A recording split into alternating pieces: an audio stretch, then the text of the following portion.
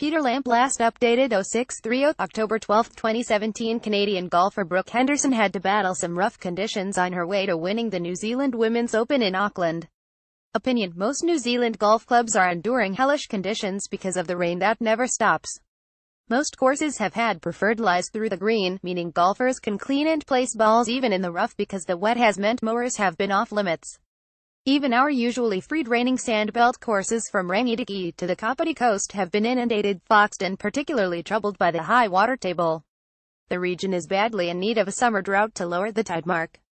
The rare takahe can be found at the Wairaki golf course. Golf courses provide green belts in cities and promote bird life, unless they're in Auckland where councils want to cover them in houses because of the crazy population influx. Manukau Golf Club in Manurewa has been swallowed by houses and replaced by Windross Farm next to Ardmore Aerodrome. Read more. Brooke Henderson secures New Zealand Women's Open title. Wet weather expected to continue. Wealthy rugby schools continue to pillage players. Some of the top courses, though, are doing their bit for conservation. Take the Swish Wairaki Golf Sanctuary at Taupo, where course superintendent Sinclair Hogan, formerly of the Manawatu Golf Club, has just constructed two small lakes near the club entrance. Rosella, a colorful Australian import, is a common sight at the Manawatu Golf Club. The likes of Wairaki and Cape Kidnappers in Hawke's Bay have predator-free fencing, out of the reach of most club budgets unless they have $1 million or $2 to spare. I had a wheel around Wairaki recently and Hogan pointed out that, being pest-free and having 130,000 trees, it is now a safe habitat for the rare takahe, North Island brown kiwi, guinea fowl, ducks and pheasants under your feet everywhere. They also have fallow deer hinds on the course to take golfers' minds off the trauma of playing the game. Just my luck during our reconnaissance, the deer and takahe stayed hidden. Wairaki is owned by Auckland Foods tycoon and bird lover Gary Lane, who employs a gamekeeper to keep an eye on the 5.5 kilometers fence he put up around the 180-hectare property. Kidnappers Golf Course, owned by American hedge fund billionaire Julian Robertson, is part of Cape Sanctuary, which has a 10.6 kilometers predator-free fence protecting 2,500 hectares of headland. Inside the fence are kiwi and brown teal ducks and others, while below the cliffs the world's largest gannet colony is safe from overshot golf balls. Just save your pocket money to get past the sliding gates at these places. Recently, around Manawatu courses we have heard the call of the shining cuckoo, fresh from long-haul flights from New Guinea and the Solomon Islands, to add to the familiar songbird orchestrals of tui and less welcome magpies. For those ornithologically inclined, also common around the place are blue herons, those squawky spur-winged plovers, fantails and the eastern rosella. While it is an Australian import, the rosella is colorful and common around the trees inside the gate at the Manawatu Golf Club.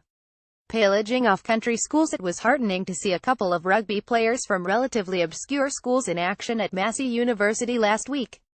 In the New Zealand Barbarians schools side was Simon Parker from Otamatia High School, located in the very rural Northland hamlet of Mangaturoto. And in the New Zealand Maori under-18 team was Koakar from Paeroa College in Heartland Thames Valley. How on earth did these two elude the tentacles of the poaching schools, notably those from Auckland, who deflower Northland First XVs every year, and Waikato? The Barbarians also had a giant wing, CF SETI, from Hamilton St. John's College, which hasn't been a big rugby school, but has a rugby program underway. Of the 49 New Zealand schools trialists this year, Parker was the only one from a country school. Many other players would have started in the back blocks before receiving scholarship offers they couldn't refuse. A St. Kentigern College prop who was picked for the full New Zealand schools team had previously attended Whangaroa College in Keio Northland. Hastings Boys High School had 9 national trialists alone. That is far from a normal annual crop for any school on the planet. One of them was Burleigh prop Josiah Tivita Metcalf, a fine player from Leven. The South Island top 4 qualifiers, Southland Boys High School, presumably were largely homegrown, but were dwarfed by Hamilton Boys High School's first 15 and swamped in their national semifinal. Back in the day, Southland would have been competitive against the North Island sides, but not against the super schools sides of today.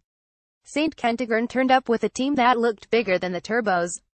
How does that happen? I have pursued this crusade ad nauseum because poaching is out of control in schools rugby and everyone seems powerless to stop it. Schools are independent of New Zealand rugby and most schools do it at great cost to boost their image. The boys' education seems secondary. There are restrictions on new-to-school recruits, but schools get around that by recruiting a year or two earlier. Many people told me they didn't bother watching the recent games at the national finals at the Sport and Rugby Institute because they involved bot teams, and those finals included Manawatu and Fielding High School. Stuff.